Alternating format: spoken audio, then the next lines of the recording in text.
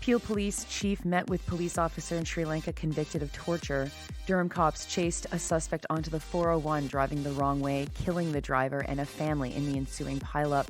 Scientists call on Canada to do better to survey the quickly spreading H5N1 virus.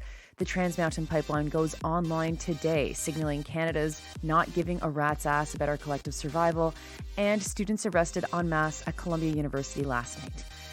Good morning. It's Wednesday, May 1st. That's right, International Workers' Day. I'm Nora. Here are your headlines.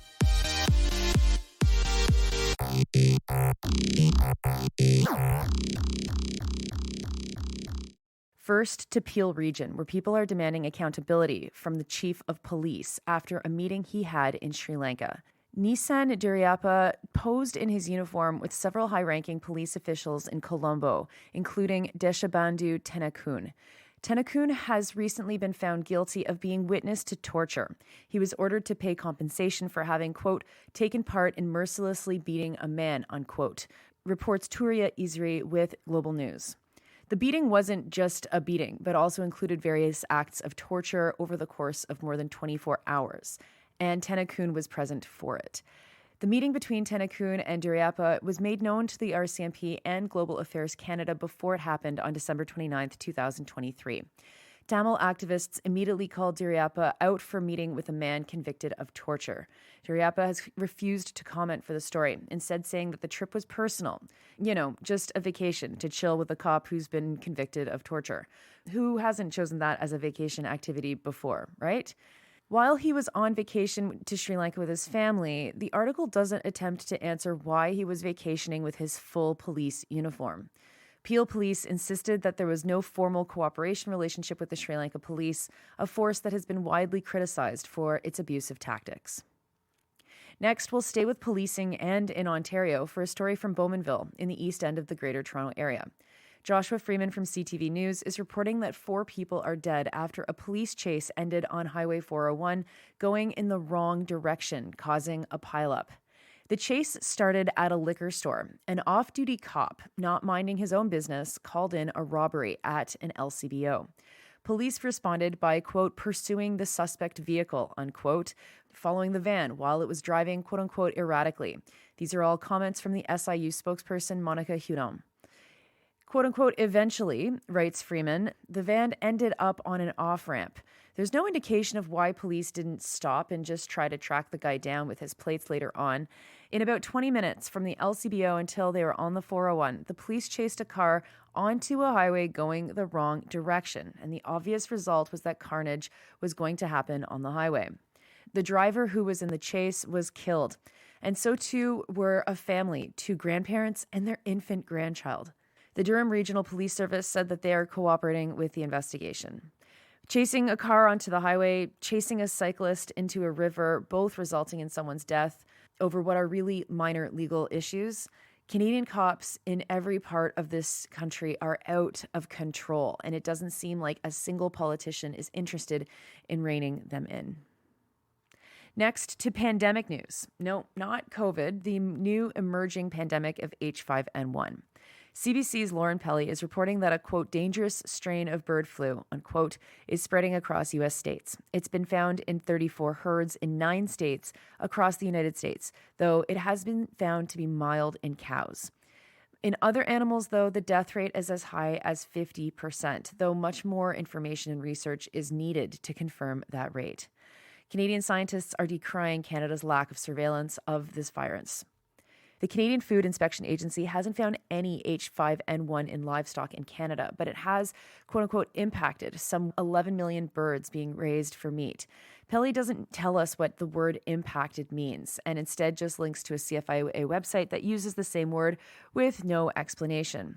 I'm guessing impacted means killed, as I don't think they'd be taking much chance with an infected bird to recover and then go on to be someone's dinner.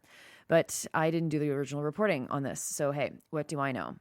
There's also no mention about how the role of free trade plays into spreading a virus like H5N1.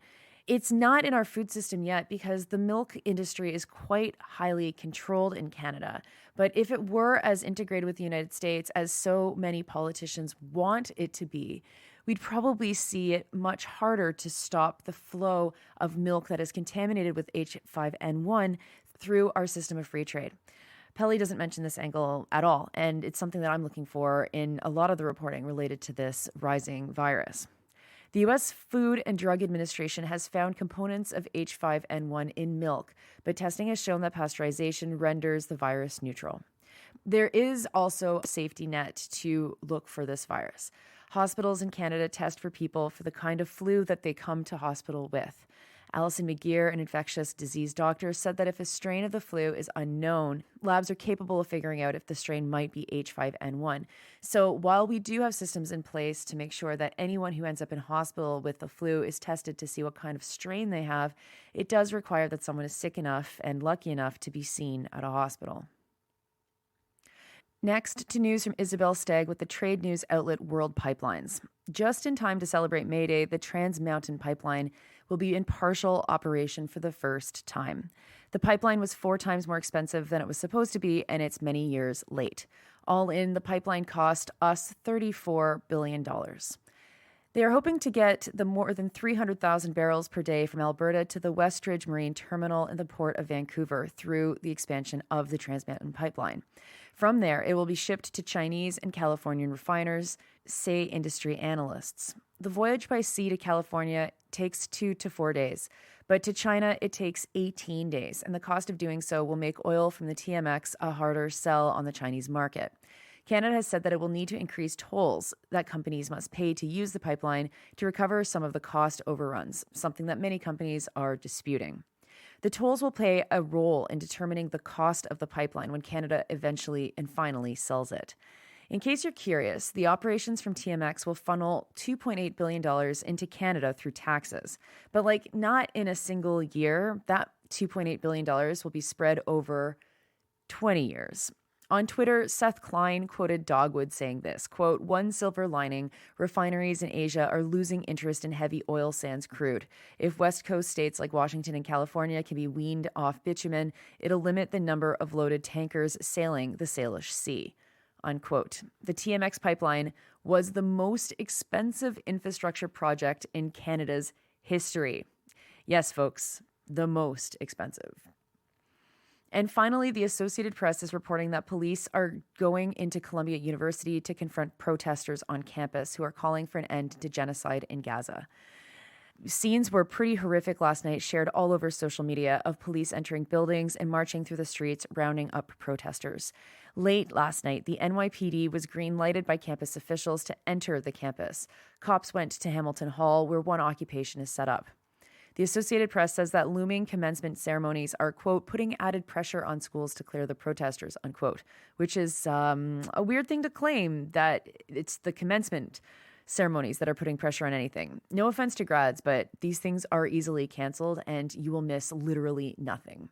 Student journalists on campus were sequestered to Pulitzer Hall last night, and Twitter reports that the police were breaking windows. As of 11:01 Eastern Time last night, some 100 people had been arrested. Meanwhile, the UN chief, Antonio Guterres, said that independent investigators must be given immediate and unimpeded access to mass graves in Gaza to investigate. Those are your headlines for Wednesday, May 1st. I'm Nora. May 1st. Now, in Quebec City, spring usually comes a whole month after it used to come in Southern Ontario. So for me, I'm still in this moment that feels a lot more like how I would characterize April. But you know what? There are people on electric bikes this morning, part of the city's bike share program that started today. And it is so amazing to see that come back. People will be on these electric bikes for the next 6 months, and it will help to alleviate some of the traffic on our roads while making people smile from ear to ear as they fly down the road on these electric bikes. I am so happy to see the sun back, and I hope that you are too. You are listening to this podcast at sandynora.com, on the Real News Network podcast feed, and anywhere you get your podcasts. I hope you have a wonderful May 1st. I hope you've got the time to join a protest today. And if you don't, well, celebrate International Workers' Day by telling your boss to go to hell. I'll talk to you tomorrow.